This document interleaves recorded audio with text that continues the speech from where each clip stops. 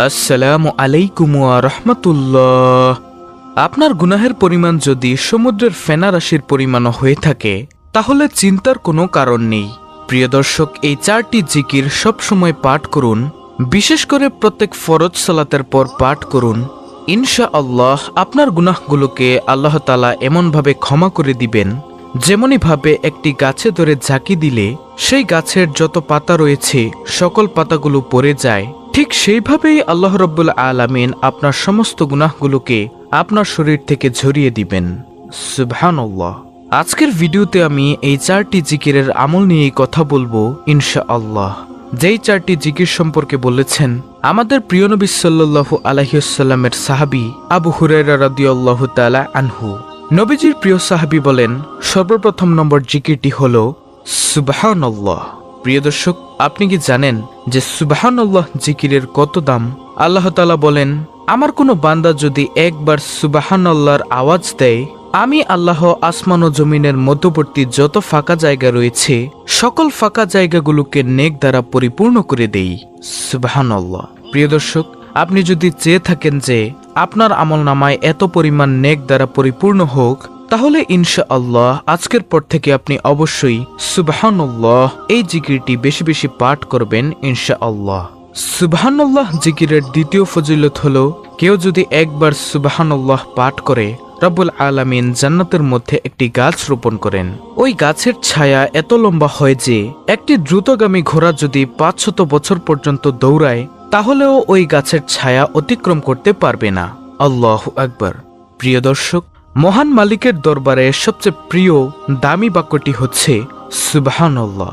সুবহানাল্লাহর অর্থ হচ্ছে আল্লাহ তাআলা পবিত্র। আল্লাহ তাআলা এই পৃথিবীতে কেন বান্দাবান্দিকে পাঠিয়েছেন তার একমাত্র কারণ হলো তার ইবাদতের জন্য। তার বান্দাবান্দি তার ইবাদত করবে সেজন্য আল্লাহ রাব্বুল আলামিন সৃষ্টি করেছেন। প্রিয় দর্শক, তাই আল্লাহ তাআলা ইবাদতকারীকে অনেক পছন্দ করেন। তাই আসুন আজকের পর থেকে আমরা সুবহানাল্লাহ এই জিকিরটি বেশি বেশি পাঠ করব ইনশাআল্লাহ। নবীজির সাহাবী আবু হুরায়রা রাদিয়াল্লাহু তাআলা আনহু বলেন, দ্বিতীয় জিকির হলো আলহামদুলিল্লাহ। আলহামদুলিল্লাহ শব্দের অর্থ আল্লাহ তাআলার নিয়ামতের প্রশংসা করা। মহান মালিক রব্বুল আলামিন পবিত্র কুরআনুল কারিমে বলেন, হে নবী, আপনি আপনার সকল উম্মতদেরকে জানিয়ে দিন, যেই উম্মত অর্থাৎ যে বান্দা আমি আল্লাহর নিয়ামত পেয়ে নিয়ামতের শুকরিয়া আদায় করল না, আমি তার নিয়ামতকে ছিনিয়ে নিয়ে যাই। আর যে আমার নিয়ামত পেয়ে নিয়ামতের শুকরিয়া আদায় করল, আমি তার নিয়ামতকে আরো বৃদ্ধি করে দেই। সুবহানাল্লাহ।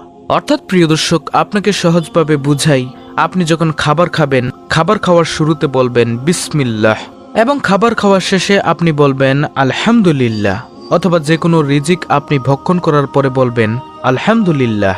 দেখুন, এই পৃথিবীতে শুধু মানুষ ব্যতীত যত প্রাণীকুল মাখলুকাত আল্লাহ রাব্বুল আলামিন সৃষ্টি করেছেন, সকল কিছুই আমাদের উপকারের জন্য রাব্বুল আলামিন সৃষ্টি করেছেন। এজন্য আমরা একটিবার হলেও বলতে পারি আলহামদুলিল্লাহ। আমরা যদি আল্লাহ তাআলার প্রশংসা বেশি বেশি পরিমাণে করি, ইনশাআল্লাহ রাব্বুল আলামিন আমাদেরকে উত্তম যাজা খায়ের কল্যাণ দান করবেন ইনশাআল্লাহ ইনশাআল্লাহ। প্রিয় দর্শক, নবীজির সাহাবী হযরত আবু হুরায়রা রাদিয়াল্লাহু তাআলা আনহু আরো বলেন, তৃতীয় নম্বর জিকির হলো লা ইলাহা ইল্লাল্লাহ। কোনো ব্যক্তি যদি দুনিয়াতে একবার বসে লা ইলাহা ইল্লাল্লাহর আওয়াজ দেয়, ওই আওয়াজটুকু সাথে সাথে আল্লাহ তাআলার আরশে আজিমের সাথে গিয়ে ধাক্কা লাগে। আল্লাহ রাব্বুল আলামিনের আরশে আজিমের নিকট একটি নূরের খুঁটি রয়েছে, সেই খুঁটিটুকু কাঁপতে থাকে। তখন রব্বুল আলামিন বলেন, ও খুঁটি, তুমি কেন কাঁপো? ওই খুঁটিটুকু তখন বলতে থাকে, হে রব্বুল আলামিন, দুনিয়াতে আপনার একজন বান্দা অথবা বান্দি লা ইলাহা ইল্লাল্লাহর আওয়াজ দিয়েছে, তাই আমি কাঁপছি। তখন আল্লাহ রব্বুল আলামিন বলেন, তুমি কাঁপা বন্ধ করে দাও। তখন সেই খুঁটি বলল, হে আল্লাহ, আমি কাঁপা থামাতে পারবো না যতক্ষণ না পর্যন্ত আপনি তাকে মাফ করবেন, ততক্ষণ পর্যন্ত আমি শুধু কাঁপতেই থাকবো। তখন রব্বুল আলামিন ওই বান্দা অথবা বান্দিকে ক্ষমা করে দেন। সুবহানাল্লাহ। প্রিয় দর্শক, লা ইলাহা ইল্লাল্লাহ জিকিরের কয়েকটি গুরুত্বপূর্ণ ফজিলতের হাদিস আপনাদের সামনে তুলে ধরছি, মনোযোগ দিয়ে শুনুন। হযরত জাবির ইবনে আব্দুল্লাহ হতে বর্ণিত, রাসূল সাল্লাল্লাহু আলাইহি ওয়াসাল্লাম বলেছেন, সর্বোত্তম জিকির হচ্ছে লা ইলাহা ইল্লাল্লাহ এবং সর্বোত্তম দোয়া হলো আলহামদুলিল্লাহ। তিরমিজি শরীফের হাদিস। হযরত মুয়াজ রাদিয়াল্লাহু তাআলা আনহু থেকে বর্ণিত, রাসূল সাল্লাল্লাহু আলাইহি ওয়াসাল্লাম বলেছেন, যে ব্যক্তি খালেস অন্তরে একনিষ্ঠতার সঙ্গে লা ইলাহা ইল্লাল্লাহ বলবে সে জান্নাতে প্রবেশ করবে। মুসনাদ আহমদ। হযরত ইতবান বিন মালিক রাদিয়াল্লাহু তাআলা আনহু থেকে বর্ণিত, রাসূল সাল্লাল্লাহু আলাইহি ওয়াসাল্লাম বলেছেন, যে ব্যক্তি একমাত্র আল্লাহ রাব্বুল আলামিনকে সন্তুষ্ট করার জন্য লা ইলাহা ইল্লাল্লাহ বলবে, কিয়ামতের দিন সে এমনভাবে উপস্থিত হবে যে তার উপর জাহান্নাম হারাম হয়ে গিয়েছে। বুখারী, মুসলিম, মুসনাদ আহমদ। সুবহানাল্লাহ। হযরত আনাস রাদিয়াল্লাহু তাআলা আনহু থেকে বর্ণিত, রাসূলুল্লাহ সাল্লাল্লাহু আলাইহি ওয়াসাল্লাম বলেছেন, কিয়ামতের দিন আল্লাহ তাআলা বলবেন, হে মুহাম্মদ সাল্লাল্লাহু আলাইহি ওয়াসাল্লাম, সৃষ্টির মধ্য হতে আপনার উম্মতের মধ্যকার এমন ব্যক্তিকে জান্নাতে প্রবেশ করান যে ব্যক্তি একদিন হলেও ইখলাসের সঙ্গে এ সাক্ষ্য দিয়েছে যে আল্লাহ ছাড়া কোনো ইলাহ নেই এবং সে এর উপর মৃত্যুবরণ করেছে। মুসনাদ আহমদ। যে ব্যক্তি সব সময় লা ইলাহা ইল্লাল্লাহ জিকির করবে, আল্লাহ তাআলা তাকে ঈমানের সঙ্গে মৃত্যু নসিব করবেন। সুবহানাল্লাহ, আল্লাহু আকবার।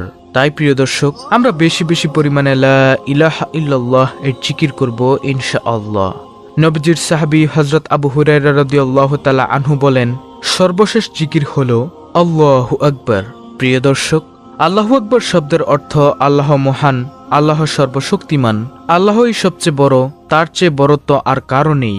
যে ব্যক্তি আল্লাহ তাআলাকে সবচেয়ে বড় মানে সবচেয়ে বড় হিসেবে আখ্যায়িত করে, রব্বুল আলামিন তাকে দুনিয়ার বাদশাহী দান করবেন ইনশাআল্লাহ, ইনশাআল্লাহ।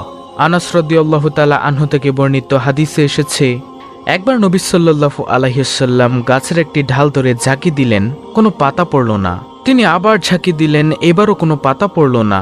তবে তৃতীয়বার ঝাঁকি দেওয়ার পর অনেকগুলো পাতা ঝরল।